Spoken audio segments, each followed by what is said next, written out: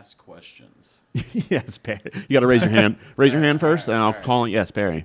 All right. I see some dog treat cookies. Okay. Have you eaten any of those? Are those for anybody, or is that? Are those just like for like the whole class, or? Perry's like, I was worried I'd look big on camera, but are those dog treats available? Anybody else gonna... All right, now that we've talked shit, this is the Show Me Your Bits podcast. Ladies and gentlemen, welcome.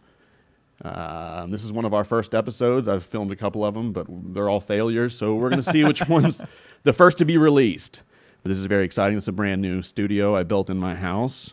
Like you were saying, this is the new man cave. This is the new what men want. But yeah, so this is the Show Me Your Bits. Sorry.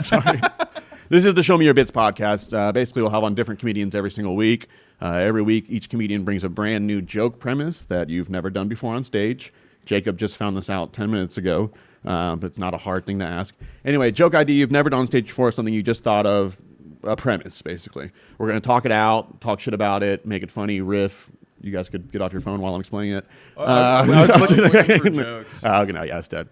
But yes, that's what we're going to do. And then basically, the idea of the podcast is after this, whatever open mic these comedians go to next, we're going to film them doing that joke. And so as a podcast listener / viewer, you're going to get to see a joke go from idea to stage, all in one little podcast. It's going to be fun. So for comedy fans, comedians, anybody interested in the comedy game. And for this episode, I brought on two of the best that I could get tonight. I was like, man, he's two really of the ones that replied. No, available. No, I'll be completely honest. Our first guest, Perry Benton, over here. Say hi, Perry. Hello, Perry. That's Perry's voice. Perry is an audio video engineer type, and was telling me all of his skills that he has, and I said, perfect. Won't you come be a guest on my podcast and set everything up for me and show me how to do the settings and stuff? Because, you're funny. That's why I wanted you on. But we got Perry on. He's an incredible, hilarious comedian. Somewhat new to the game. I think. I don't know these guys very well, so I'm going to get to know them. But then I also asked Perry if he knew of somebody to come bring along. So you weren't even my choice either. That's good. I asked Perry if there was somebody. I would have been if you know more about me. I think you would have been we're going to see. Let's see. But yes, this is Jacob Worthington. I appreciate that. Say hi. Hey, I appreciate him getting my last name correct. I appreciate you making me and Perry look a lot more tan. I appreciate that part. That's not many people. That's a service not many I people offer can for do free, it. yeah. Not many people can make me look tan. But The diversity. What's crazy is I'm actually pretty tan for a ginger. I know. Doesn't this feel like Andrew Schultz on like Brilliant Idiots? Like, where's Charlemagne? This is Andrew. Oh, okay. Yeah. Are we allowed to ask questions? Yes, Perry. You got to raise your hand. Raise your hand first, and I'll call it. Yes, Perry. All right. I see some dog treat cookies. Okay. Have you eaten any of those? Are those for anybody, or is that? Are those just like for like the whole class, or? Perry's like, I was worried I'd look big on camera, but are those dog treats available? Anybody else gonna? Those ones I have not tried. They look like little chocolate chip cookie thingies, but there's ones that look like Oreos that I have tried. I've eaten and too many of those. Pretty fucking good. They're good. They're like less sweet Oreos. Yeah, they're really good. They're actually a lot healthier than typical cookies. They're for dogs, but they're safe for human consumption. What do the kids call this? Copium? I feel Are you like coping right now? You just I looked it up. The main problem, it says like why humans aren't supposed to eat a lot of them. It's not because it's dangerous. It's because it's not a good nutrition source, as if like regular Oreos are. That's how upside down our society is that our dog food is like more edible than what we feed children. So. I was just curious. I noticed the brand, and I'm a fan. You are a fan of the Three Dog Bakery? Yeah. That's the name of the brand. No, yeah, they do make the Oreo ones as well. Yeah, no, I'll have to try those. Those are just like chocolate chip, carob, whatever cookies. I'll have to, maybe we'll cut the cameras real quick and go grab some. That would be fun to do. I don't know. This podcast on camera. Yeah, no. If this podcast isn't funny enough, in the next 30 minutes, if we decide, then we're gonna bust out the fucking cookies. Yeah. We're gonna eat some pedigree later. Yeah. All right, let me get to know these guys real quick, actually, first. So, Perry, how long have you been doing comedy? 6 months. 6 months, so you are extremely new. Okay, Yes. Yes, very new. You're from Atlanta, or? Yep. So, yes, I'm new to comedy, but I did acting for a long time. Oh, that's the same. So, Yeah, it's the same. Okay, so how long did you do acting for? I'm still doing it. I've been doing it for 9 years. 9 years, holy shit. Yeah. Okay. What's the most interesting thing you've acted in? That's obviously the... Oh, man. Most interesting in... I wish I knew any movies that I could reference and just make fun of you. Or were you Jack Black and... I don't know. Yeah. Okay. what were you in? Interesting in what sense? So what extra were you in Heavyweights? Which one were you? Not only a fat joke, but an old joke for a movie that came out 30 fucking years ago. I mean, you were definitely like 5 when that movie. Yeah. I don't You might know. not even been alive. How old are you, Perry? How old are you? 27. Okay, yeah, so he was definitely not. I don't even know if he was alive when that movie came out. Nice. All right, Yeah. so what were we talking about? So you do acting. We'll go two interesting. First interesting, just the craziest thing, most storyable, and then obviously the most successful or most popular thing you've been in. Let's start with that one. What's the most popular thing you've been in? I've been in mostly indie stuff. Okay. I did background work, Okay. and then I wanted to get serious about acting. So I did background work on like Stranger Things. Okay. Yeah, on bigger and productions. some other bigger stuff. I don't even remember. Oh, Fast and Furious 6. Hell yeah. Yeah, I was. What you know in Tokyo? Tokyo. Yeah, that's the 6th one, right? Did you meet Paul Wall? They Paul dripped- That's Walker? the third Paul Wall. one. No, I think he I was. know. I think he was dead by then. By 6? Oh. I don't remember the timeline. Okay. But it was. So this was not BC. This was AD. This was after death. This was Fast and Furious AD. Yes. Gotcha. AP. Okay. Have you seen the 6th one? I don't know. I might be wrong because I haven't seen it. Let me either. guess. There's a heist, bunch of cars, Well, hot Latinos. There's something where there's a car chase with a submarine. Okay. They I don't know if I've seen that one. on the ice caps. Okay. On an icy lake kind of thing, and the submarine shoots a torpedo at one of the cars, and the Rock picks it up. The torpedo? Yeah. And he flips it around, and it shoots back at the submarine. So that he fights a submarine with nothing but his dukes. So I haven't seen that, but Damn. I was supposed to be one of the Russians that the Rock kills on the submarine, or Jason Statham kills on the submarine. I don't know, but I had to. I wasn't able to come back the next day because I had to go work at a golf course. Dude, you fucked up. Yeah, Dude, you as a could've cart boy. Fucked up. Cart boy. polishing you clubs. Get back there, cart boy. I bet that whole day you were like, people were talking shit to you. And you're like, I could be with the Rock right now. Yeah, the Rock could be killing me right now. Yeah, That'd be shooting so a torpedo nice. at I'd be you. getting squashed by the Rock. Yeah. Stuck between the Rock and a heart plane.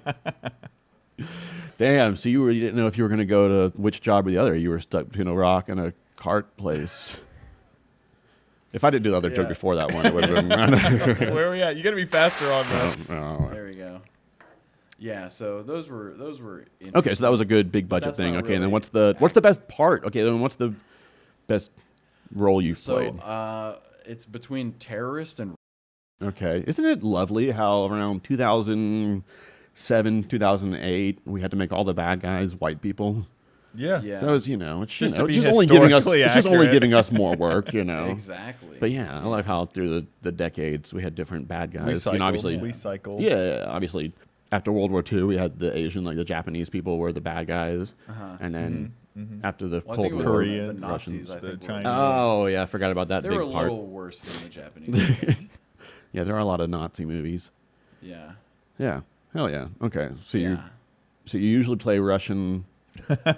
No, I don't know. No, I was I had like a head wrap on and a machete, and I Okay. was doing like a Middle Eastern accent. Wonderful. Wow, that's pretty fucked up. Well, I mean, it wasn't my idea. I didn't know that was No. gonna happen. You're just following orders. People that made it were from Pakistan.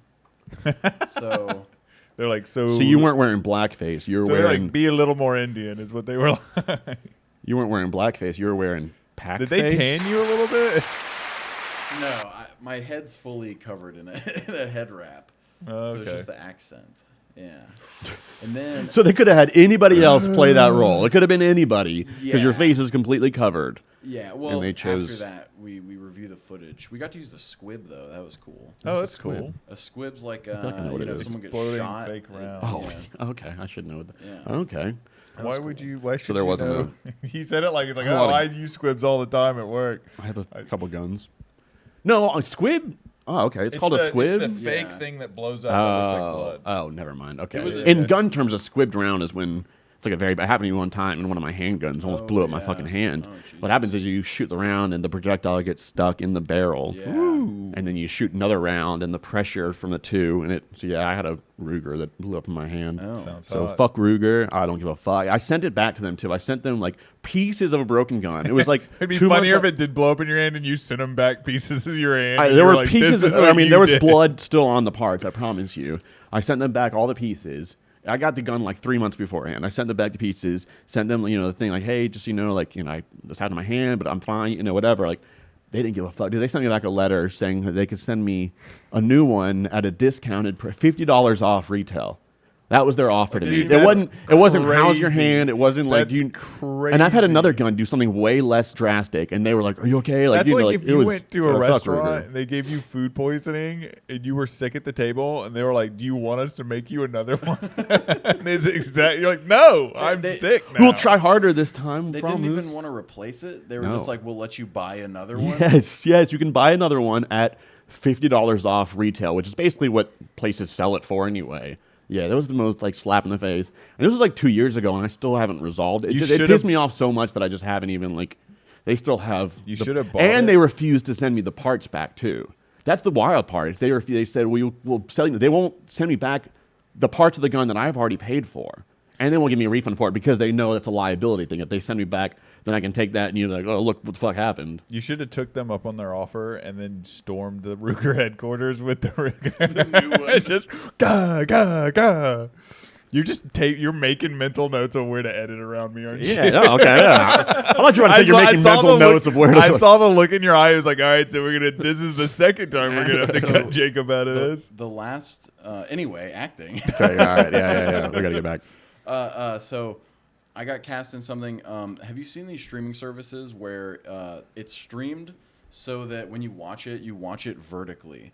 Which there was a big one that went down. What was it? Tubi or no? It was a big company. I can't remember what it was called, but yeah, it did. Yeah, that was what they were trying to specialize in. I don't understand that because you can just when you're holding a phone, you can just turn it sideways. I've never watched a movie on I my will phone say vertically. I watched vertically. No, why would you do that? It's insane. It's a crazy person. But I have watched pornography that way. I watch a lot of porn on my phone. It's weird. I go sideways. Because most of the videos are sideways, but some of them the way they record it because I like the amateur shit anyway. So it's amateur shit, and they're recording like that for the original. So you can do like that, but then it just shows the little middle bar. But it's kind of nice when you're jerking off to be like, it'll be like a compilation of. Now I got to edit around Snapchats, myself too. You know what I mean? Yes, this is just more awkward than just holding like this. Because I don't see well, so I've got to go big screen on it. See, I don't see well. That's why I always do. You just beating off vertically like this. You're like, there it is. The way Jason Castle looks at his phone. Have y'all done VR pornography yet? Have you gotten into that realm? I have the ability. I have the access. I haven't done. How long have you had the access? Well, I have a VR headset. Well, how long have you had the VR access? Oh, like 2 years. Which one do you have? God damn. I would have already gotten to it. Well, actually, I had a Vive. I've had a Vive for like 4 But you don't years. have the Apple one. You don't have the crazy expensive one. No, hell no. I think it would have taken me no more than 6 weeks. Does yours do augmented reality? No, the new version of it does. Oh, I have the Quest 2. It was like $200. It's pretty cheap. But I remember in high school, there was these kids that invited me to jerk off with them in their parents' basement home theater. Home theater. That happened to me once too. It's like, no. Yeah. I went, but I didn't jerk off. I used to have a fun. You just watched them? No, I was there and we watched porn, and then they were like, I think we all chickened out kind of. I wasn't gonna jerk off the entire time, but they were, and then I think maybe I made it weird. So one of I made the high school jerk-off session weird. It was a huge screen TV. A bunch of boys jerking off together, and you made it weird. You're like, wow, Jacob, why'd you make it weird, dude? We skipped school for it. No, these people had a home theater in their basement with like theater seats with a projector on the wall. That's what this was. Okay. It was like a white trash version, but it was put up the your same hand, thing. you could grab her tits, with the shadow. Yeah. You make a shadow puppet, grab her tits. It was like a 8 foot by like 4 foot thing, and we threw up pornography, and I think the intent was to jerk off together. But why? What's the? I don't know. I've heard a lot of people. Shane Gillis has talked about. All right, I got a good story. I got a good story for y'all. It was one of the first bits I ever wrote, and I haven't done it in forever. But that's kind of the point of this podcast. I'll show you my bits. But anyways, This is it's an extremely true story. So when I learned how to jerk off, it was from my older brother's friend with my older brother at the time. So it was one of those situations where my mom always made my older brother let me hang out with him and his friend, which, bad idea on her part, So anyways, my brother's friend brought over, porn VHS tape, and we all got under the covers in my brother's bed. And his friend starts to, explain to us. He's like, all right, you just got to grab it and pull. And just grab it and pull, and it feels good. And I was 7 or 8 at the time, so not ready to be doing that. And I just remember listening. I didn't try it at the time. I just remember listening, I was too scared to even try anything. But I just remember, and then I went up to my bathroom, and I grabbed my little wiener, but not with a tight grip, and just started tugging on. I thought you were gonna say you grabbed the end of it and pulled on it. Grab it and pull is pretty non-specific. No, I don't know what I was, but I fucking ripped my dick. We've all ripped our dick. I ripped it and it started bleeding. You did whip your dick? It started, have you had your mom come in and fucking tend to your wound? I've had my mom tend to the bug bites on my balls on a camping trip. Hell yeah. That's pretty awkward. A couple months ago. 2 weeks ago. Family camping outing. You kind of broke down how you got molested, sort of. That's how old was this dude? No, they were 13 or 14. All right. He was a weird kid. But no, yeah, you're I was too young to start doing this. Origin story. We got under the blanket together. Anyway, acting. He keeps making us go back to this boring shit. God damn. Well, I'm getting to a bit. All right, get to it. But no, but the most recent thing I did, it was for the vertical thing. And it was a Chinese company. They made a Chinese script with AI and then used AI to translate it to English. So nothing made any sense. So I was thug number 2. So I'm this lady at a club or whatever. Yeah. Super weird and uncomfortable. For what? How? What? Well, how is that weird? Because I don't know what I'm doing showing up as thug number 2, and I read the script and I'm they're this woman, and they're we're sorry, we don't have an intimacy coordinator, so we're gonna do this the old-fashioned way or whatever. Yeah. So number 2 was a riveting role. You should have Daniel Day-Lewis it and just really got into character and lived as number 2. You go home to your wife and just sorry, babe, this is just who I am now. Cheating if it's method. That's the new bit. Because I got an agent last year. Okay. And I've only gotten auditions for fat racist. Every audition. So you're just trying to change one of those letters. Yeah. So you can be fat. Exactly. That's the end of the joke. Oh, I'm sorry. But the last one I got, it was fat racist competitive eater. So then I got an audition yesterday for the Georgia Lottery for a competitive eater. But just a competitive eater. Yes. No racism or... But they really go into it. So I'm sitting at a table next to a couple at a restaurant, and I'm dipping hot dogs in a glass of water and stuffing my face. This was the dinner you had before the audition? This is just a regular meal for you? Then the audition starts. So this is for the Georgia Lottery, you said? Yeah. Okay. So I actually have it open. So they just know that all their customers are fat pieces of shit? I guess. Okay. Can I read? Not to besmirch anybody who plays the great Georgia Lottery regularly. Camera's over here. I don't know. I've looked You're at not Coca-Cola. sponsored by the Georgia Lottery. I don't know. Not yet. Not yet. It's yet. true. We got to keep it open. Not if you talk like that. That's what I'm saying. Gambling's big these days. That is true. DraftKings. Gambling. Can I read the casting call for this? Yes. Yeah, go ahead. So my agent sees this casting call and then sees my face and goes, he's perfect. So it says, male 25 to 45. We're looking for an actor that looks and eats like he just stepped off the Nathan's hot dog eating stage. And he should be able to put some food down quickly. This guy should look and feel like Joey Chestnut type competitive eater. If possible, we'd love to cast a real competitive eater who can really walk the walk and go through the motions of stuffing his face with food. I love the idea of your agent or manager, whoever, just calling you up and be like, Perry, we have the perfect role for you. Yeah. This was written for you. I don't know. Look at this. It's a Perry Benton type. That's what they said. We're looking for a Perry Benton type. Yeah. Well, this is...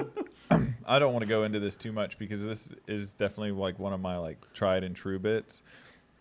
But I have that bit about casting calls where it's any person you've ever seen in a film, someone had to type out that information and then someone else had to read it, be like, that's me. So anytime you saw like a fat, ugly loser, someone typed out looking for fat, ugly loser and then broke it down. And then somebody was like, I'm the fattest, ugliest loser I fucking know. Yeah. And then went to a casting call where they were put in a room with 50 other fat, ugly losers and had to be like, I'm not fatter than that guy, but I'm definitely uglier than those dudes.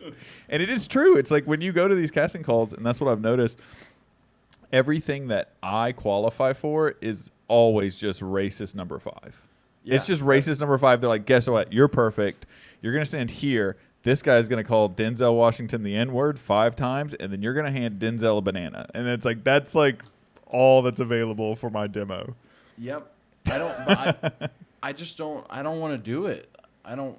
You don't want to be racist number 5 forever. No. Well, yeah. It's all I get sent. But you don't want to mix business and pleasure. Yeah. Yeah. Exactly. But the joke was like, take your work home with you. I have to be fat rapist number 2. Like, God forbid, I'm just regular. I'm just a regular. You know. And who's fat rapist number 1 too? Why do you got to bring my weight into it? He's just a regular size. You know, he's a 5'10", just a regular size. And I did think when you said that you were fat, that they were looking for fat racists. What scenario did the fat need to come in?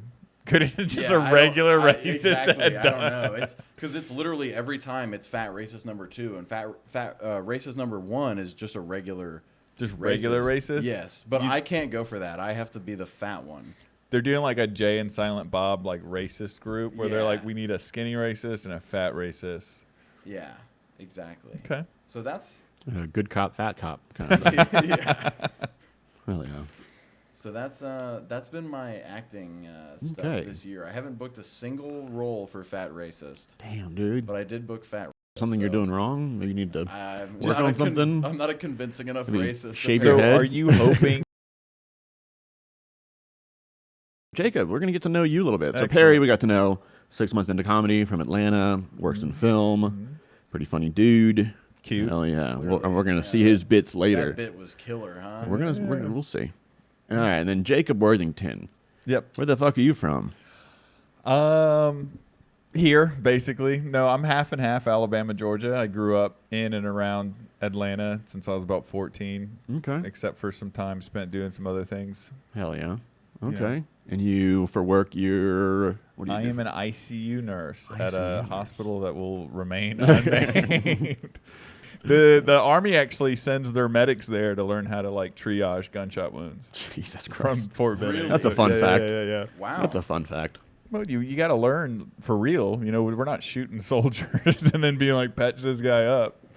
They do shoot goats and do that though. Really? Yeah, in America. Yeah. The medics will have a goat and then they'll kill the goat. What was that? Well, they'll shoot the goats and stuff like that, and you got to hitch them up together. I thought it would make it too. Sometimes it just did like a thumbs up on the screen for some reason. Good bit. Good bit. They're like, kill more goats. Yeah. That's what we need. How'd they teach like the Taliban to patch up a gunshot wound? We do that here? Yeah, we do that here. Yeah. Wasting goats. Wait, how do they teach the Taliban to stop fucking the goat? We got another thumbs up. Whatever's going on here, they love. They like my goat. Taliban fucking goats. Big goat. We did purchase a goat. That goat's got a lot of holes to patch up. We're filling these holes. Jeez, fellas. Fill that a lot goat. of holes we got to patch up, guys. I did buy a goat in Afghanistan once, and they would only sell it to us is if they could do it halal, which is like it has to be like blessed while being butchered. Mm-hmm. And so this local Afghan butcher sawed through the throat and neck of this goat. Facing towards Mecca? Dude, I mean, 100%. And he, while like praying, so the entire time he's just sawing this goat's neck off like alive, going, Allah Akbar, Allah Akbar. And then we gave it to a EOD girl who used it as a puppet. Oh. All right, what were we talking about? Sorry, I didn't mean to go into too much. Jesus Christ. Sorry, I'm from a dark place, but I've turned it into... He gave it to an EOD girl to use as a puppet. If you guys don't know what EOD, that's electronic ordnance disposal. Those are the bomb people. That means she fucking put a bomb in it. She was cool, that's what dude. Using a dead goat as a puppet means, is that she put a bomb inside of it. She picked it up and worked its little mouth. This is going on YouTube Kids, right? All right. So that was Jacob. Jacob, how long have you been doing comedy? A little over 2 years. Okay. Legitimately. All here in Atlanta? So I started doing open mics about 10 years ago, and I did 1 or 2 like a year just for fun. And then when I moved to Charleston, South Carolina, I started doing it like 2 to 3 times a week. And then now I'm Oh, yeah, I saw a here. picture of you at the Sparrow. Oh, yeah. How long were you in Charleston? What'd you go there for? About a year and a half. My Okay. girlfriend went there to get... Did you go to MUSC? Or? No, she went to College of Charleston for Nice. MBA. Okay. And I didn't even know she played basketball, but... I hate that joke. That's a good bit. I'll keep it. Oh, Yeah, there you go. MBA. There you go. There you go. I didn't get it. Anyway, Okay. what do we want to do? We want to move on. We're not gonna do that Move bit. on to. But no, that's cool. Yeah, I went to the Citadel there in South Carolina, Okay, or cool. in Charleston. Cool, Yeah, cool. yeah. You Cool place. didn't enlist. You didn't want to go. I was in the Army for 6 years. Oh, word, nice, Yeah, nice. What'd you do? Military police. I Hell was in the yeah. reserves. I didn't do shit. Hell yeah. Anyways, Military police gave me a seatbelt ticket Yeah. on Kandahar Air Base in Afghanistan, and I was like, I just spent several months being shot at and things blowing up, and I'm going 15 miles an hour. And they were like, wouldn't it be fucked up if that's how you died? You got in a car I don't accident? give And a that's shit, dude. At that point, I wished I was dead. Anyway, but they were like, take this to your commanding like sergeant, and I did, and he just threw it away. We're gonna go to who are y'all's favorite comedians? That's not what ChatGPT came out. It's boring. But just kind of I feel like it's a good way to get a sense of somebody's style of comedy. Who would you compare yourself to? Instead of asking you like people always be like, "What's your comedy like?" or "What do you talk about?" Like, it's such a weird. So I feel like the best way to do it is kind of compare yourself to who you think you're similar to, as far as. I mean, you don't have to. I'm not saying you're exactly somebody, but who are your influences? I mean, Gallagher, like 100%.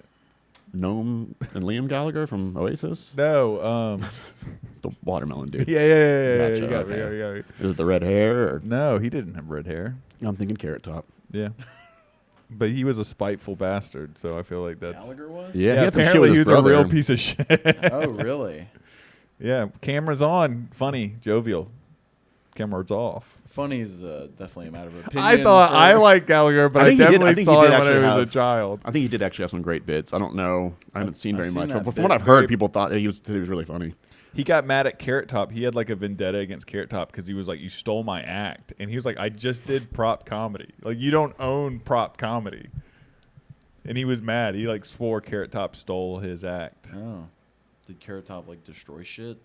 No, it wasn't. He didn't at all. The dude just was a psycho. Didn't his brother go around touring? It was like Gallagher 2. Yeah. He sold his act to his Gallagher brother. 2. Oh, he sold his act to his brother. Yeah, So that's yeah, wild. yeah.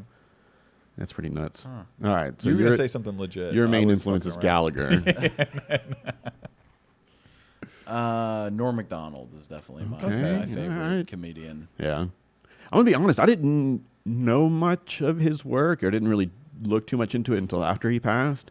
And yeah, he's very funny. He's one of those that like you have to understand who he is. I think the few times that I did see Yeah. him before knowing what his thing was, it's not my style. It's still not. But yeah, once you understand like who he is and what he's doing, Well, then it becomes hilarious. Have you seen The Prestige? No.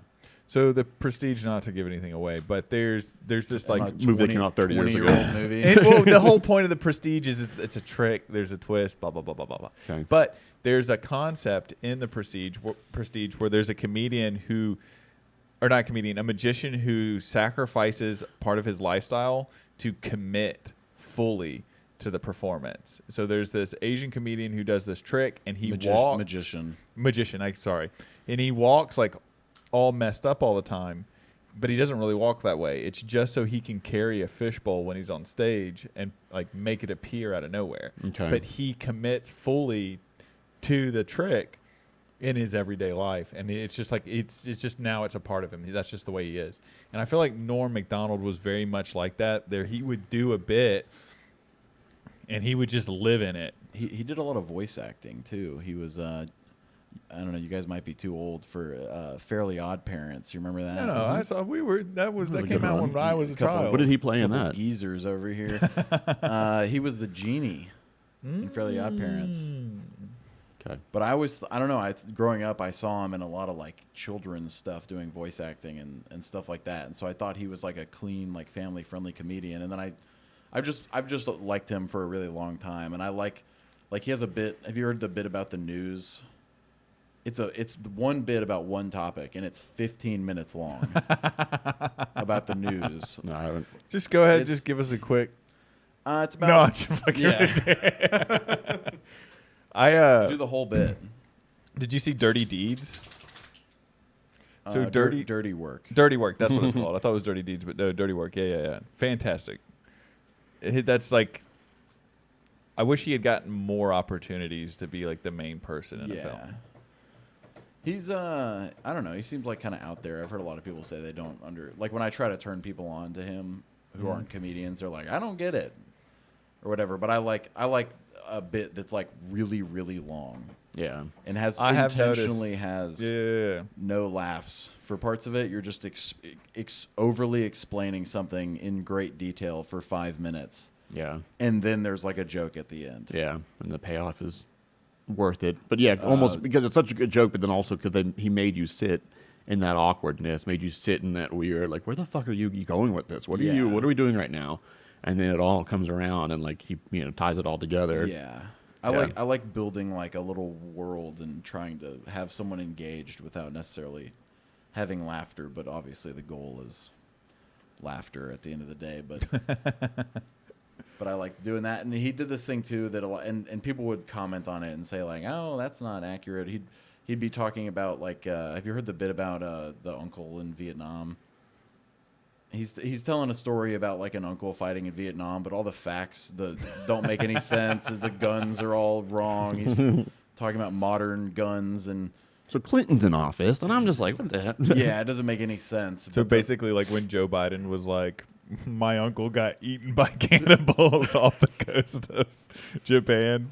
Exactly, exactly like that. But I like that, like building this weird like little world for a bit, and like dragging people along with you. So that's kind of what I don't know if I obviously I'm not trying to like copy him or anything like that, but that's been my favorite comedian like my whole life. Oh yeah. So that's how I write. I'm like, how much can I drag this one word out? Okay. Makes sense. To give a serious answer, I think like one of my like that I loved like the most, that was at one point in the time the longest, like one of my most favorites, was Doug Stanhope. Okay. So I like this. Doug Stanhope would take terrible things and then just make them funny. Mm-hmm. And I'm 8.5 years into recovery, so I've been sober from drugs and alcohol. But at the time when I was like obsessed with Doug Stanhope, full-blown alcoholic and drug addict. So like his vibe of just like continually drinking and chain smoking and everything sucks and we're miserable and there's nothing good. Yeah, he's your drinking buddy. This guy, yeah. I love that. Yeah, I can see that is tough. But if I was just gonna say, I feel like my favorite thing to do, most like comparable would be like Louis C.K., where like Louis C.K. will say something terrible, but then get you to agree with it. Mm-hmm. You know what I mean? He'll have a concept where he like the one where he talks about like sucking a dick, like putting a dick in your mouth. And like at first everybody's like, I would never put a dick in my mouth. But then he's like, but what if it was like the most beautiful dick you've ever seen? Like what if it was so beautiful you couldn't pass up on just giving a little. So I like doing stuff like that where I'll say something really terrible and then see if I can get everybody on board with the terrible thing I said. Yeah, that's always fun. Yeah, I've got a few jokes that it's not with that intent, but yeah, it's a subject matter that it's not normally something that people are going to laugh at, but you make it so funny enough or goofy enough or irreverent enough that they're just like, okay, all right. Like I've got a 9/11 joke. It's just like, it's just by the end of it, in the middle of it is tough. Like it is so very awkward. Like I have to sit in the fucking awkwardness for the middle of it. But then by the time it ends so goofy and funny that it's just like everybody's just like, okay, all right. What's a risk? That's funny enough. There's a lot of jokes that aren't risky. Yeah. They're funny, but they're not. There's no risk in the joke. Yeah. And then those jokes are very risky. And me and Perry talked about it a lot because he had some jokes that just like were not hitting, and it was because the way he presented it was too believable. And like you got to distinguish yourself from the reality of the thing in a way so that people, like the audience, has a distance. So like the sillier you seem when you present the idea, the more on board. But if you have like more of a stone face, people are like, maybe this guy's like really into. Maybe he's really going through it. Yeah, maybe he really. No, I used to have jokes about my mom's breast cancer when she was going through that a couple of years ago, and I'd just say, my mom just got diagnosed with breast cancer. And everybody would get fucking like, and I'd go, which sucks because she's got rocking tits. And it was just, yeah, like, so just, like, the whole room just kind of like, oh, okay, all right, let's, and then we just have fun from then on. Just like, okay, yeah, I understand it's a tough subject, I understand, but like, we're going to have fun with it. We're going to, you know, we're going to laugh at it. All right, what y'all's, this is big right now in the comedy world and in the world in general. What are y'all thoughts on Kill Tony right now? It's a huge thing. It's been blowing up. Like, what are your thoughts on what that is for comedy? I actually its effects on comedy. I actually watch it live every Monday. Holy shit.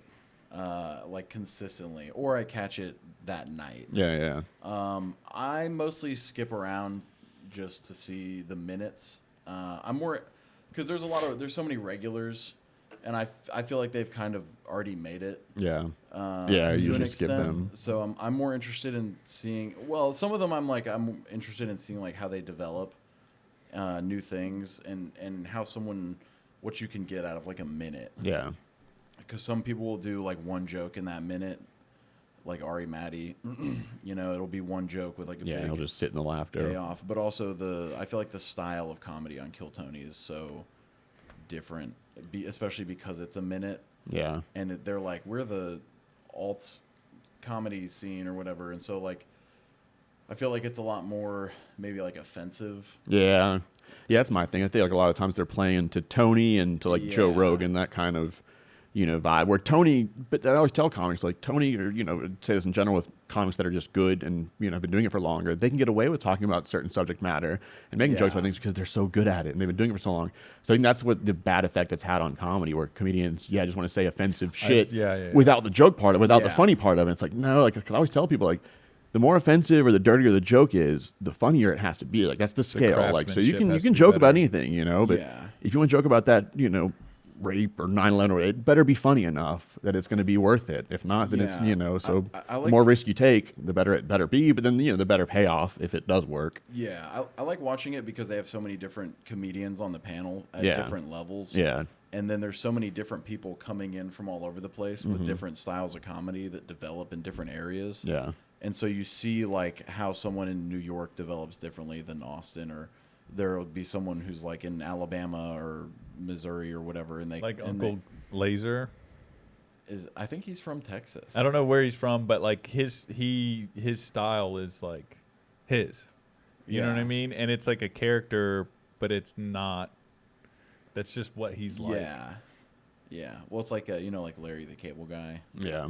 Like he's not like that at all. Well, yeah, it just started as a character. Same with Dice Clay. It was just a character he did, and it was just the most successful character of characters he did, and it became their life. That's interesting to me because people don't care. Like I was talking to my dad about Larry the Cable Guy, and my dad's just like, "Oh, he's hilarious," and I'm like, "It's a you know what I mean?" Like, I mean, it's like telling a wrestling fan that wrestling's fake. Like, okay, I'm entertained by it. I enjoy it. Everything like, about who cares? him is. Everything about that is fake, and it's like the jokes he's doing is like this. These are the things that I've encountered and happened to me, and it's all completely made up.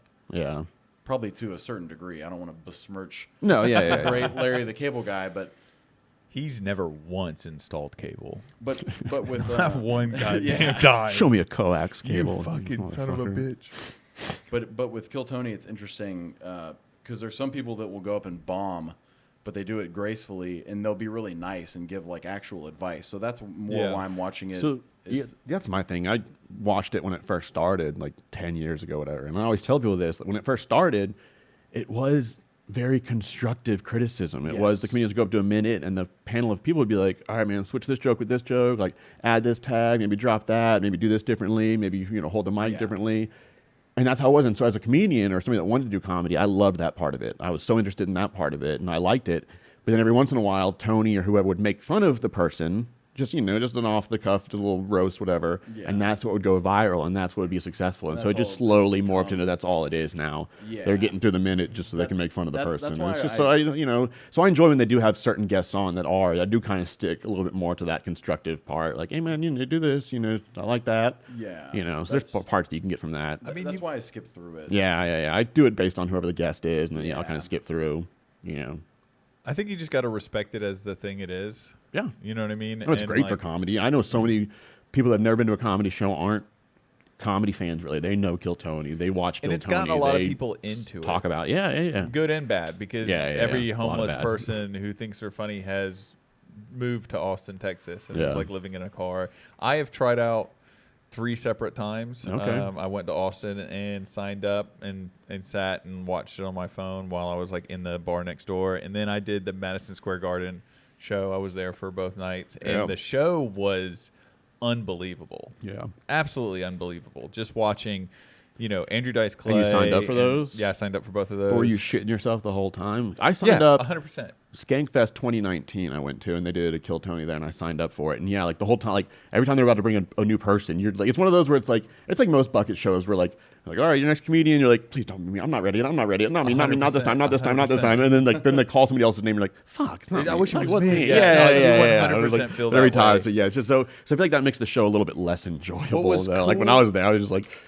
and like, what minute am I gonna do? I still didn't even know. Like, I'm going through different minutes in my head. Like, what's my best one? What's the best thing I could do? Yeah. I think like the coolest part was waiting in line with all the other comedians and like, when did you start? What are you doing? How's your work? Stuff like that. And then we got to sit in like a special area for the show, which gave us like, we could see the side of the stage, but we could also see behind the stage. So we could see people getting ready, prepped. Like we could see Andrew Dice Clay like getting like set up to come out, and we like knew all the stuff. It was really cool seeing that like behind the stage thing. But it was a lot of fun watching guys like sitting next to you being like, that's me, and then like everybody being like, yeah, get up, go, and then going down and doing really well, and then coming back and just being like high as a fucking kite. Like one guy got to play what's his name, the guitar player King, Marcus King's guitar, while after he crushed his comedy thing, said he played guitar, and then got to jam with the band, and then came back, and that guy was just like, all right, well, I just made my life is yeah. So I think for that's excellent, but also you can ride that shit. I know a few.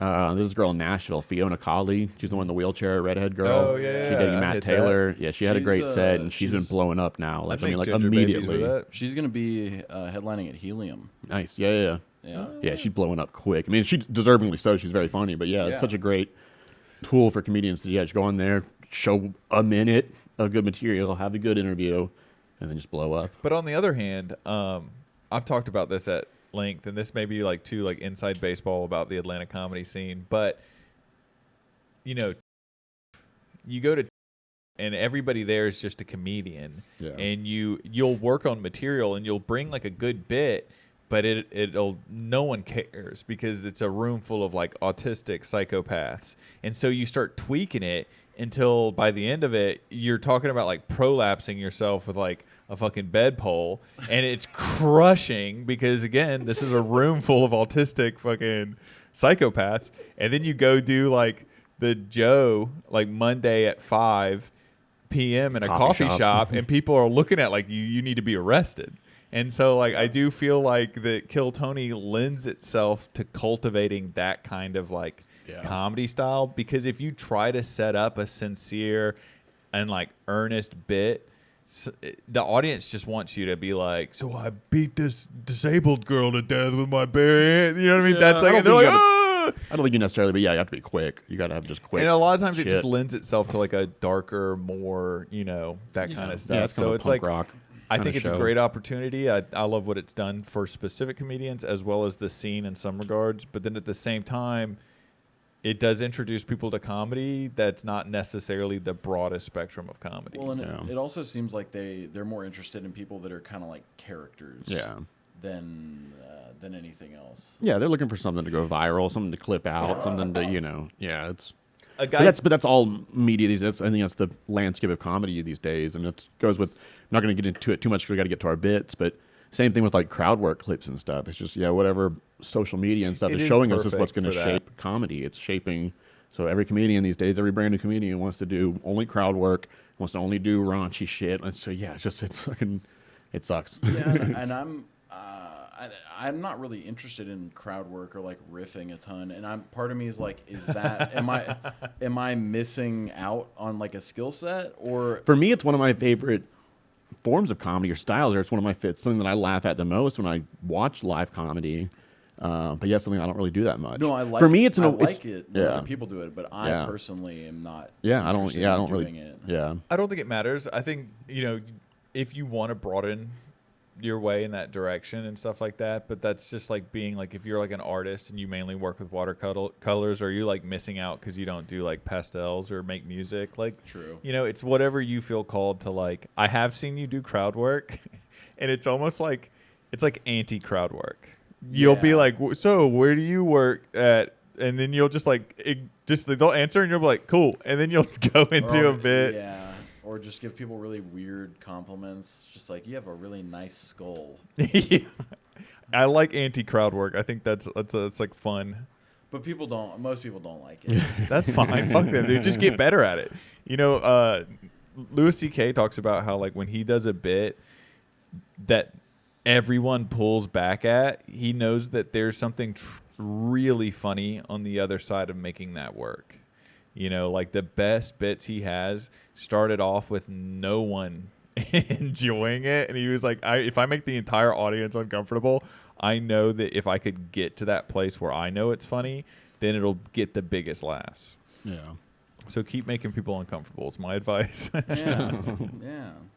But it doesn't feel good when you can tell you're genuinely making someone uncomfortable. Because I'm like, no, please, I'm a normal guy. I got a wife at home. You just gotta forget about that. You don't exist. I'm joking around with you folks. No. Fuck them. You don't exist. You're not real. When you're up there, you're not real. You're who you're trying to be when you're up there. That is the thing I do find funny is when people take you like really, really seriously, like you're just doing like slam poetry or like you're singing or something, and they're just like, this is weird. I have had people come and check on me and be like, you got stuff to live for, and I'm like, yeah, I understand. I'm coming out here every night trying to make my dream happen. I'm like fully aware that I have stuff to live for. I'm not who's on stage. That's not real. That's not who I am. That's the last thing you want as a stranger coming up to you after your show, like, hey man, it gets better. You'll be all right. I'm like, I know. Thank you. It just got worse. All right. Here's the segment we've all been waiting for. We're going to show me your bits. Who wants to start? Give us a joke premise, an idea. I've got a few that I've never done. Okay, pick one. I lost a fight with a bird. Okay. The other day. Okay. A bird attacked me. Okay. But I don't really know what to do about that. Like what revenge you should get on the bird? Or like, yeah.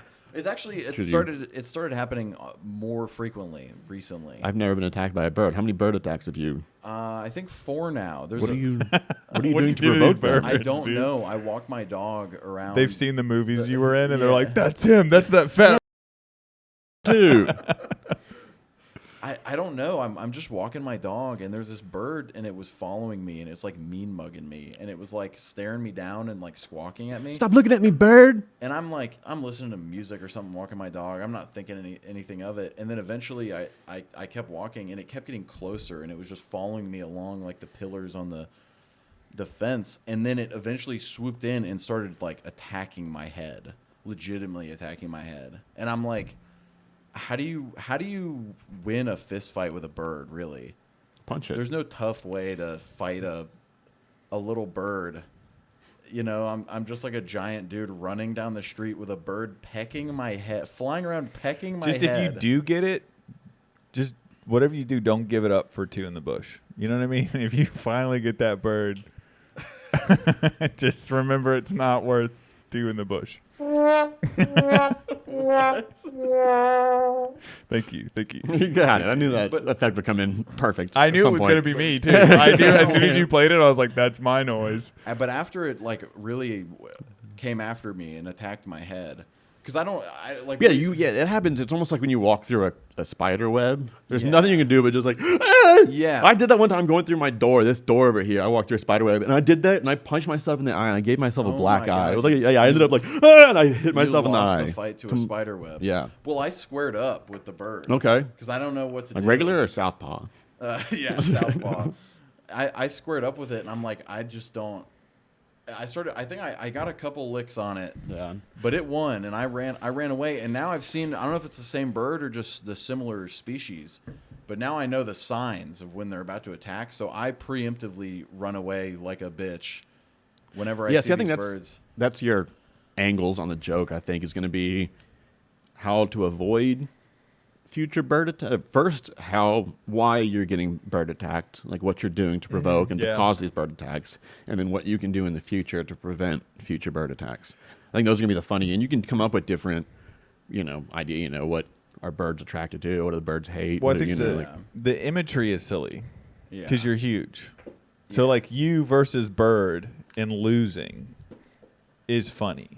Because it's so lopsided of a combat fight. So creating that imagery and creating that world and then diving into like, what did I do to like, have I angered some like bird god? Have I slighted the bird community in some way? Did word get out from the first bird fight that I could hold my own and now they're like challenging me for the totem? I should also preface too, all the jokes I write, I try to write. I don't really like doing like the looking at headlines or like certain stuff like, or just those like things are over these days. Making stuff up or whatever. I try to like do everything based on like a real thing that happened, and then I'll try to start it off like in reality, and then I'll try to see how much I can stretch it out into crazy land. Yeah, no, that's definitely the way to do it. Goofy as possible. Because with headlines these days, I tell people, with current events and stuff that happens in the news, first off, it's not going to be news in 2 weeks. People are going to forget about it. I've written some great jokes about things that happen, and then within a month, people forget about it. It's just not going to hit as hard. But then also, as soon as a current event happens, Twitter or X or whatever, every joke that can be made is going to be made. 100%. And whether you steal the joke or not, whether you found it online or you came up with it yourself, it's going to have been made. It's been made. So, I mean, it's just... That's why I've just had been a couple getting jokes like all that. my So material you got to do personal off shit. TikTok. I've just been just stealing. And then when people are like, I saw that meme, I'd be like, I made that meme. Yeah. I'm the one who did that. Oh, they didn't credit me? That's fucked up. That's so fucked up. OC, OC, dude. And they didn't OC. stitch my thing in there. No, but yeah, so the bird, so yeah. But yeah, just, why are you getting attacked by birds? Is it the seeds in your pocket? Yeah. Yeah, and then try to figure out an angle where I can take it to goofy land. Yeah, and that's the part, how you avoid future bird attacks. Yeah. Like what you can do to make yourself less, or, make a weird juxtaposition or comparison to a lady being attacked by men, like what can you do? What can you wear to make yourself less presentable to birds? I was asking for what it. can you, what were you wearing? Yeah. Was it something I was wearing? Is it something It was, I had a tube top and a little mini skirt. Well, no, but what would attract a bird? You could make I had a little bath of water in my hand. You'd be like, I don't know what I'm doing. He's like, I just walk by these birds and then like walk across the stage and just like walk like a bird. And be like, I don't know what it is that just they assault me. Yeah. Maybe you whistle. I'm just here eating chips, walking down the street. Just fucking exactly. Maybe you're whistling a song and it's just like I can't. Right. I can't. I'm doing the Snow White. Do it right now, you lying son of a bitch. I don't even know how. What are you doing? We turn this podcast into teaching Perry how to whistle. You got your tongues in there. Your tongue's kind of curved in like a slight U, and then you purse your lip. So like the U, like up like a regular U, and you like kind of cup the. That was Jacob. Oh, I did. Yeah. Oh, that's funny. All right. Those are dick sucking lips. So the whistling lips. So your bird bit joke. So that's going to be your angles on it. Okay. What you did to cause these birds to want to attack you. What you did to provoke, and what you can do in the future to prevent the attention of birds that you don't want. All right. Now, Jacob. What do I got going on here? Show me a bit. Something like less formed. There's like I've got a lot that I haven't told. I have one about AI models. You have a lot that you haven't confessed. Well, here's one that I've never told that I really just wish I had the balls to. But you know how I know is I wouldn't download so many of those videos if they were. You know what I mean? Anyway, that went, that went about as well as I thought it would be. Here's my thing that I don't understand. I'm still straight, right? Like if I'm beating off to that, that's just regular sex, right? Yeah, bud. Yeah, that's all I'm looking for guidance here, fellas. It is. No, yeah, it's. All right, back to real women. That's real fine. men. That's fine. Anyway, that went about as well as I thought it would be. I'm not good at that topic. I'm allowed to have an opinion. Like I said, I download so much content. I think I should be allowed to put a little input into the situation. I don't know. I have a concept that's not as fun, but about AI models. Is that my girlfriend does like marketing media stuff, and she just uses like AI generated models now, and so dumb pretty people are gonna have to figure out something else to do. Oh, you like know what I mean? Human models. Yeah. I thought you meant like model. No. She's like she works for like a coffee company, and there's like people holding the coffee. They're all fake people, and they're perfect. And they do exactly what she needs them to do every single fucking time. And they're not, dumb models. And like, so these dumb, gorgeous people are going to need to figure out some other form of employment. So what's a job that like a dumb, gorgeous person can do? That's called a callback. I don't know. Just a little AI hadn't figured that one out yet. Yeah. No, they're not doing fingers and are the ones they can't. They can't. I do have another. They can't quite figure out yet. I do have another bit about how like people rely on AI to like write their college paper, but like AI can't even get fingers right. But you're like, this will definitely crush my like constitutional law midterm. But what is like a funny job that like a beautiful person could do or can't do? That they could do instead of being a model. I mean, other than sex work, I don't know any other place. I mean, spokesperson. Is it funnier if it's like something really goofy that has nothing to do with looks or sex? Like, or we could stop testing on animals and just start testing. I think we could start a job at the hospital. Start testing cosmetics on beautiful people. I know at the hospital. Yeah, that's what we could do. I'm saying, yeah. Stop animal testing and just start doing it on. They're dumb. They just want to be pretty. Instead of using the goats for the gunshot wounds, start using models. Yeah, fuck their holes. I think we should with bullets.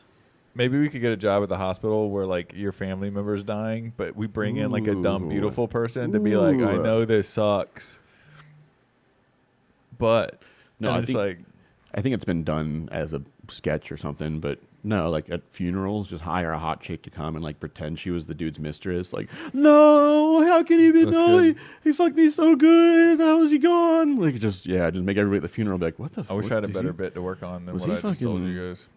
I'm sure there's got to be something better in there. I don't know. I feel but Perry's right. That is like the best angle I think on that is what jobs can these pretty people, all their jobs are being taken. What can we do for them? I also think it's crazy that we all grew up and then just slowly, like every couple of years, I just learned that everything's a lie. You know what I mean? Like my entire life, it's like every age, it's like I'll hit a certain age group and they'll just be like, the like food pyramid, it's making everybody fat and die early. Like the thing they taught us for years is actually the complete opposite of how, and it's like every facet of civilization has just been, and I feel like Santa Claus was our first indoctrination. Like I feel like we were given Santa Claus, so we felt comfortable having all the things we cared about ripped from us as a societal trick. So they made Santa so they could make nuclear bombs. They made Santa so we could be comfortable learning that the two-party system was a sham the whole time. Let me go back to your last one though real quick, 'cause I thought of something decent. But yeah, the pretty people losing their jobs as models, So I feel like we're gonna have to start doing fundraisers or like GoFundMe's or like like a commercial like for $1 a day. Well, think about for $1 a day you can provide. I just think of funny like things that hot people like. For $1 a day you can provide pumpkin spice latte for. Or, you could sponsor a beautiful one. Yeah, there you go. Yeah, this is your beautiful. Just things that those beautiful do. They're sending you letters and it looks the same as like African children crayon pictures. No, it's OnlyFans pictures. It's their OnlyFans pictures. I think that might like, be it. But then porn's like AI porn's coming. Yeah, it's not coming. That's why you have to personalize it. I mean, it's coming. Yep. It's here. But No, it's like the Field of Dreams. They might protest. The beautiful people if you might build go on it, strike. it will come. And it's just old baseball. It's just people like making Ty Cobb have sex with Babe Ruth. They're just like, That's the future. this is the Field the of future. Dreams AI that I want. Ty Cobb. My family is actually from where Ty Cobb is from. That's the only thing they have. Oh my God, that's what we're going to clip out of the podcast. Have you seen the political AI stuff now? Yeah, where Trump is making Kamala pregnant. Lincoln turns around and like, oh, put the gun down.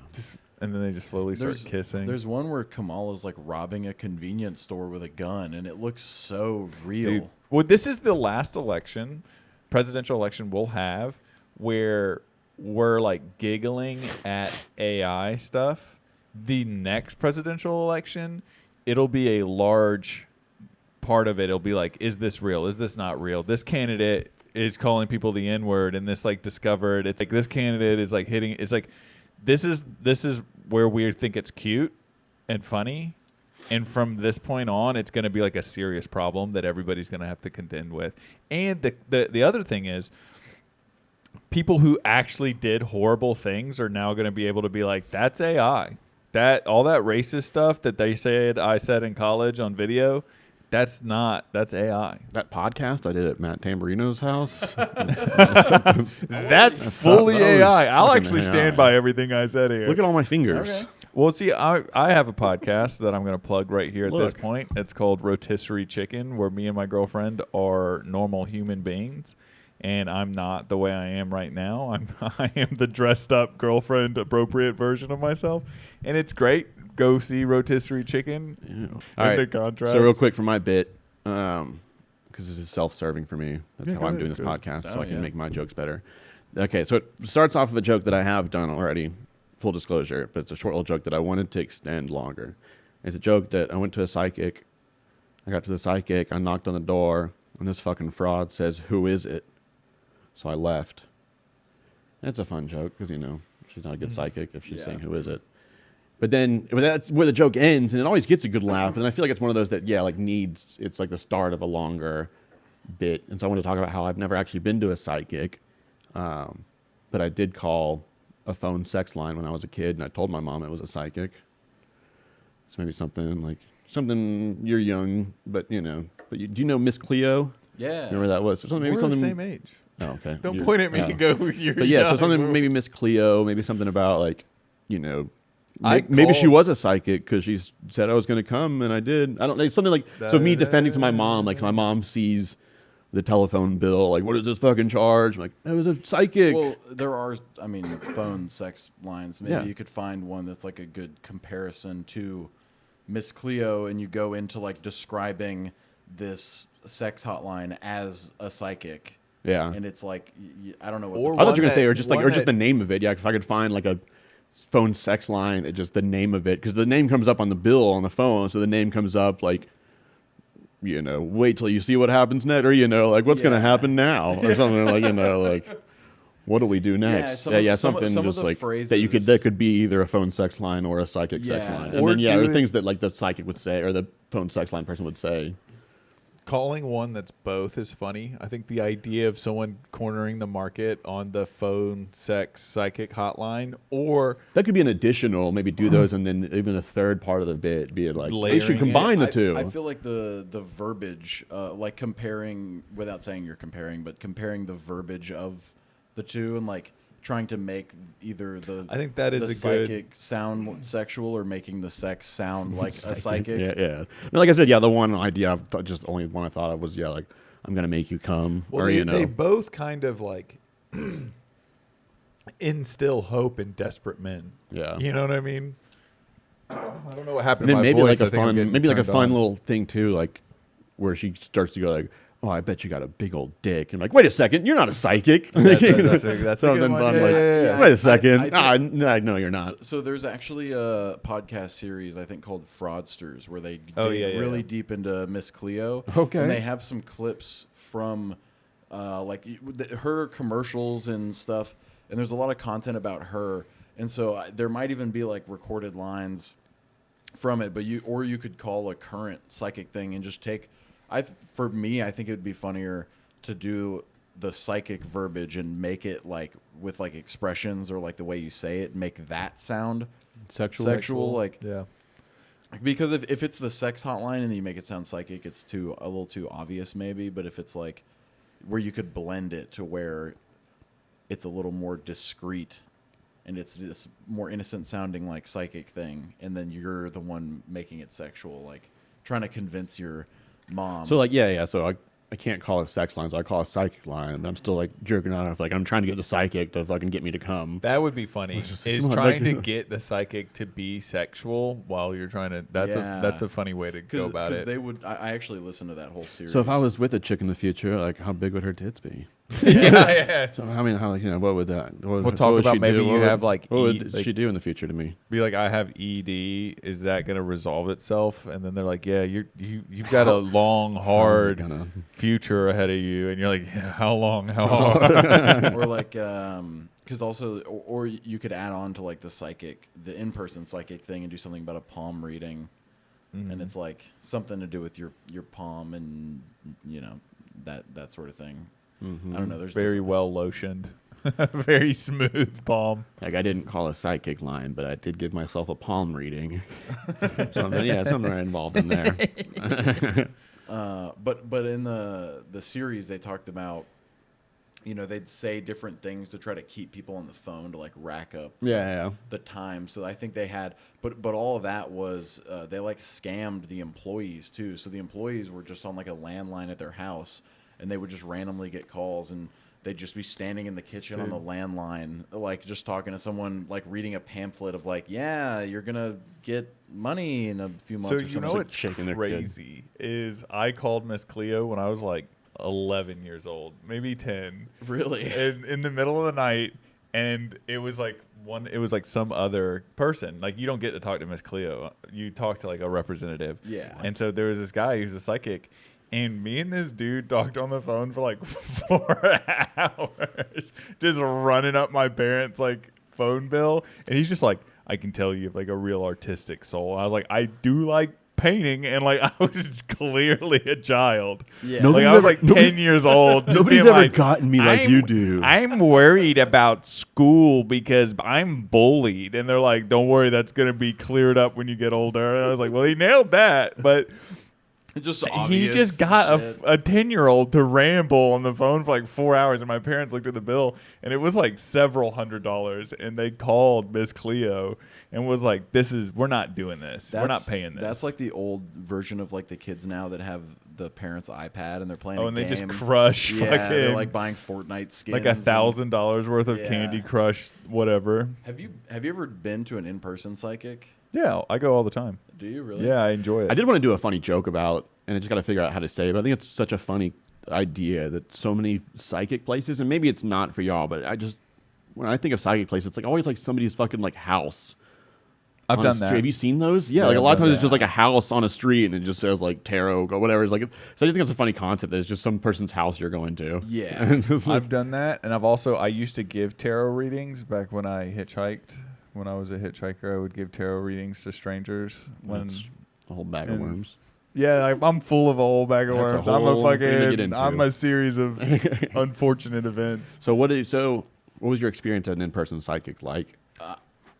So I've only done it once, so this will be quick. But it was at a country club that I worked at, and for a Halloween party, they hired one. A psychic or a hypnotist? Cool. A psychic. Okay. And everyone was like, "Oh my God, she's amazing. She's right about everything." But she was just telling everybody what you want to hear. And so when I did it, she's asking questions like, "Oh, what are you going to school for?" And I'm like, "Film." And she's like, "Oh, yes, I see a very successful film career." It was just like that was pretty much. You were raised wrong. Number 5, dude. She crushed that. She was right. Dude. I see number 5 in your future. Well, you're not dead yet. You could always. She looks into the crystal ball. Oh, Jesus Christ. No. Hold on. All right. But she doesn't. Okay, she doesn't see. Yeah, she doesn't see the movie. She just sees like in your future, and she's like, "God, you're gonna do great, kid. Get the fuck away from me." No, the way I look at it is that like the true skill in being like a psychic in the way that I've had good ones is it's more of like a Rorschach experience. So you have tarot cards, each tarot has a meaning. You flip it over. That person, they tell you what the tarot card means, and then you extrapolate the meaning from the representation. So you actually kind of tell your own fortune by like bringing subconscious meanings through something that doesn't actually have any like internal meaning. So like that's like whenever you're making shit up. So when you have a good psychic, really they're just connecting you to your subconscious using these objective images. Oh. The ones that are like... Okay, so you said Rorschach, but I was playing around with that. So it is like a Rorschach yeah, thing exactly. where they're just getting you to say what you're thinking. Yeah, and I do believe that there is like an aspect of like, I think that we exist in a spiritual realm, having a physical experience, and there are aspects of connectivity through the things around in our environment. So the cards you get are the cards you are supposed to get in an essence to elicit that Rorschach response. So there's like a double experience of both this tapping into the subconscious, but also the spiritual nature of reality presenting your life path to you. So it's like a... It's like confirmation. Yeah. Like, but don't get like too into it, because then you're going to be one of those people. Don't worry. You know? You're Next podcast, I just have a bunch of crystals all. Dude, I'll get you some crystals, buddy. I bet you will. Some crystals. Oh, I know you will. Oh, Perry knows crystals. I This is know you fucking will. methamphetamines. My wife actually has a few tarot card decks, and she does it every once in a while. I've got several. You do it. Can you do it to yourself? I imagine. Yeah, absolutely. Yeah. And I don't really get it.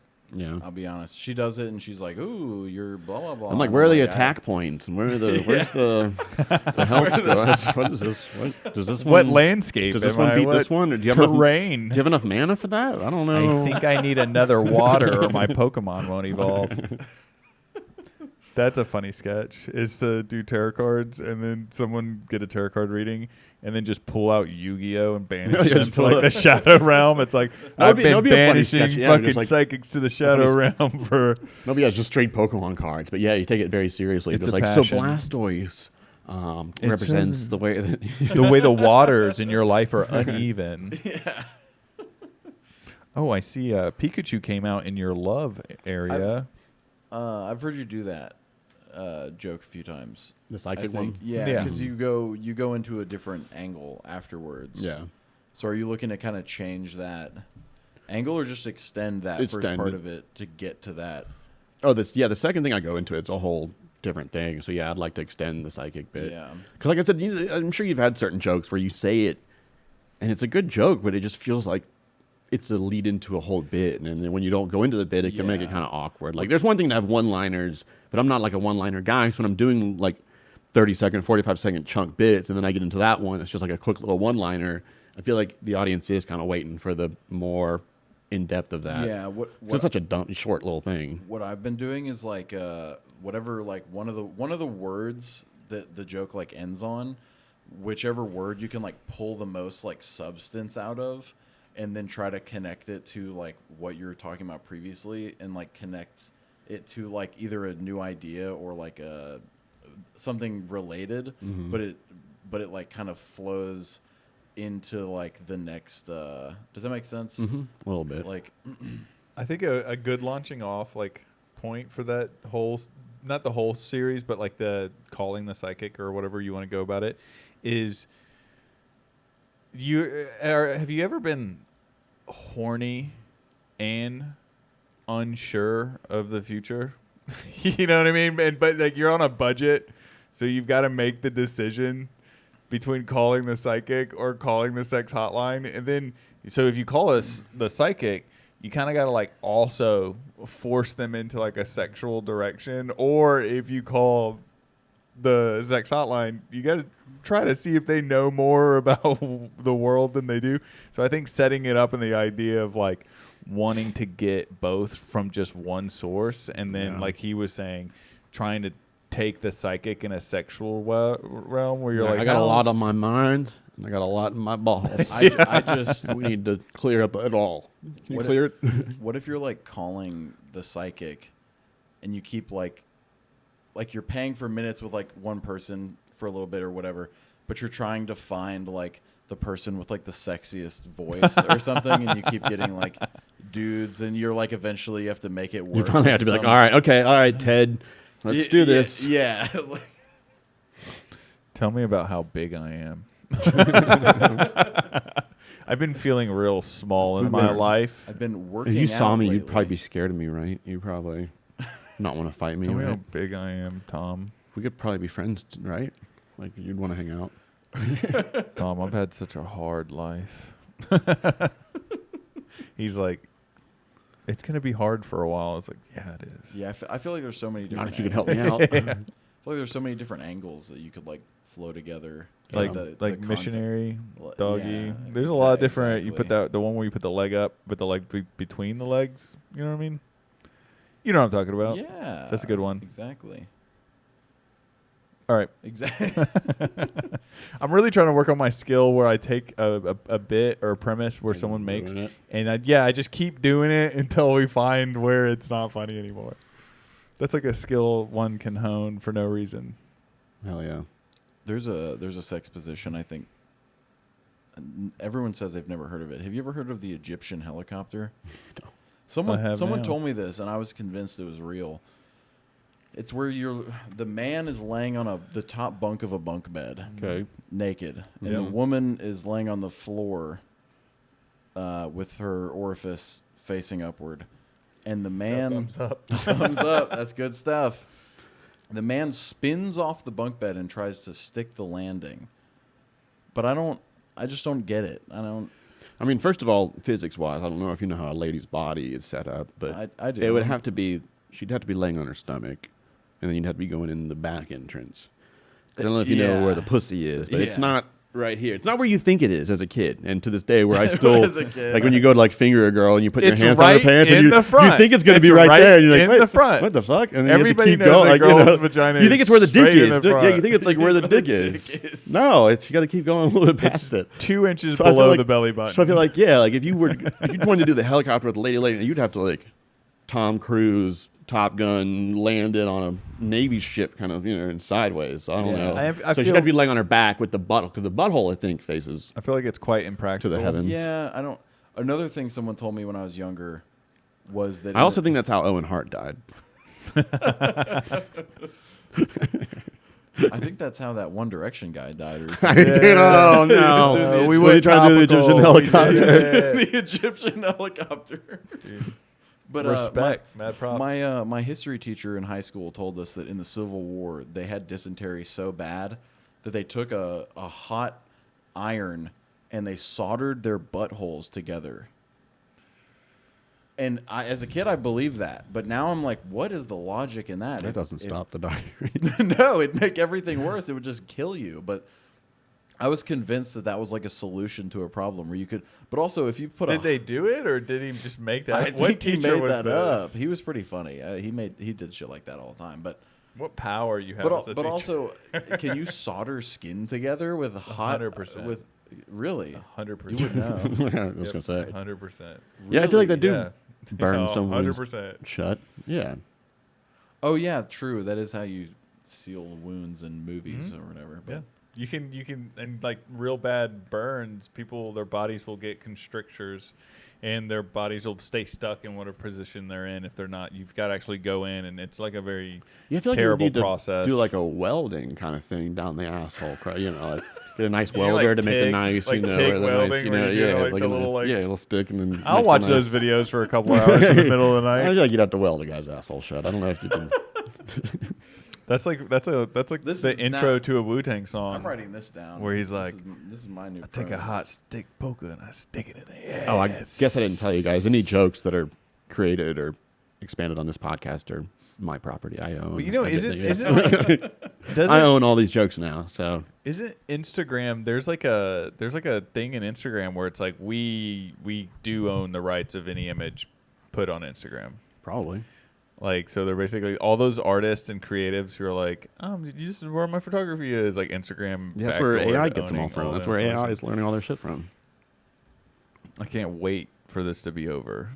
Not the podcast. Well, it is I mean, also life, like- I mean life in general. I It can't is wait for the actually. AI overlords to come in and just. Was there anything else that needed to be covered? No, We're at an hour and a half. So I You think closed us out on soldering buttholes shut. I think we ended on a good note. Snopes, get back to us on whether yeah, let's this yeah, was we'll, real. let's, yeah.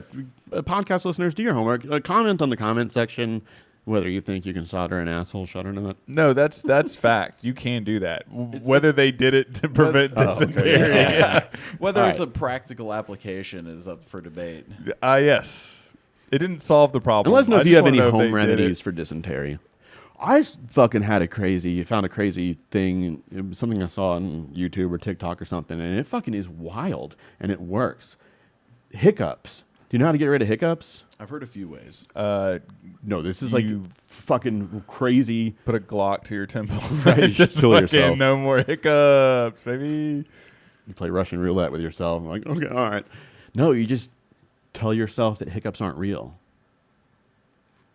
It's wild, dude. As soon as you start getting hiccups, you don't have to tell. You just the second you even think the idea in your head. It's happened to me 3 times now since I've learned it. The second you even think in your head hiccups aren't real, they're gone.